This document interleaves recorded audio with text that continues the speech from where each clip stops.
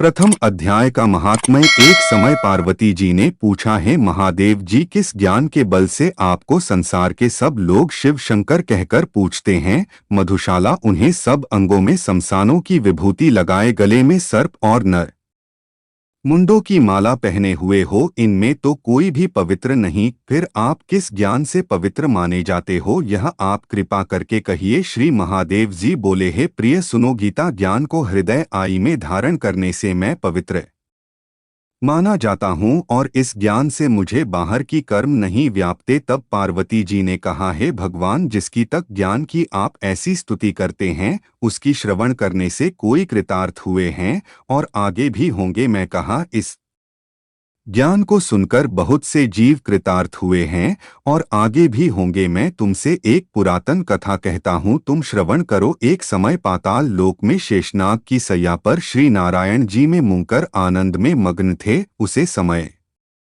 भगवान के चरण दबाती हुई श्री लक्ष्मी जी ने पूछा, है प्रभु, निद्रा और अलसी तो उन पुरुषों को व्याप्त है जो पुरुष तापसी है, फिर आप तो तीनों गुना से अतीत हो। श्री नारायण प्रभु वासुदेव हो, आप जो नेत्र मुंड रहे हो, यह मुझको बड़ा आश्चर्य है। श्री नारायण जी बोले हैं, लक्ष्मी, मुझको निद्रा आलस से नहीं व्याप्त। एक शब्द रूप जो भगवत गीता है, उसमें जो ज्ञान है उसके आकार रूप है। कैसे यह गीत शब्द रूप अवतार है। इस गीता में यह अंग है, 5 अध्याय में मेरा मुख है, 5 अध्याय मेरी भुजा है, 11वां अध्याय मेरा हृदय और मन है, 16वां अध्याय उधर है, 17वां अध्याय मेरी जगह, 18वां अध्याय मेरी चरण। गीता की सब श्लोक ही मेरी नाड़ियां है और जो गीता के अक्षर हैं वही मेरे रोम है। ऐसा मेरा शब्द रूपी जो गीता ज्ञान है, उसी के अर्थ में हृदय में विचार करता हूँ और बहुत आनंद को प्राप्त होता हूँ। लक्ष्मी जी बोली, हे श्री नारायण जी, जब श्री गीता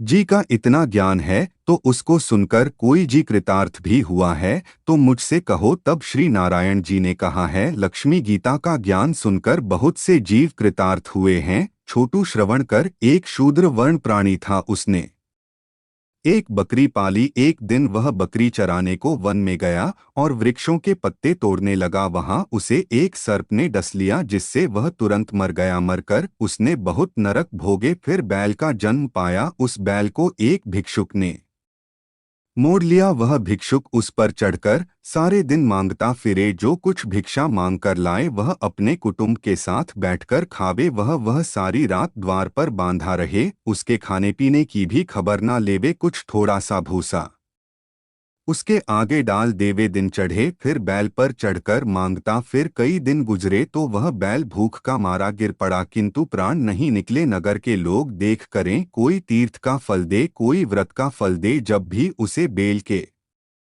प्राण नहीं छूटे। एक दिन गड़िका का आई, उसने लोगों से पूछा, यह कैसी भीड़ है? तो उन्होंने कहा, इसके प्राण नहीं निकलते, अनेक पुण्य का फल दे रहे हैं, तू भी इसकी मुक्ति नहीं होती। तब गणिका ने कहा, मैंने जो कर्म किया है उसका फल मैं इस बैल को निमित्त दिया। इतना कहते ही बैल की मुक्ति हुई। तब मैंने एक ब्राह्मण के घर में जन्म लिया। पिता ने उसका नाम सुशर्मा रखा। जब बड़ा हुआ तो पिता ने इसको विद्यार्थी किया। तब उसको पिछले जन्म की शुद्धि रही थी। यह अति सुंदर हुआ। उसने एक दिन मन में विचार किया, जिस गणिका ने मुझे बैल की योनि से छुड़ाया था उसका दर्शन करूं। विप्र चलते चलते गणिका के घर गया और कहा, तू मुझे पहचानती है? गणिका ने कहा, मैं नहीं पहचानती हूँ। तू कौन है? मेरी तेरी क्या पहचान है? तू विप्र और मैं वैश्य। तब विप्र ने कहा, मैं वही बेल हूँ जिसको तुमने अपना पुण्य दिया था। तब मैं बैल की योनि से छूटा था, अब मैं विपरीत के घर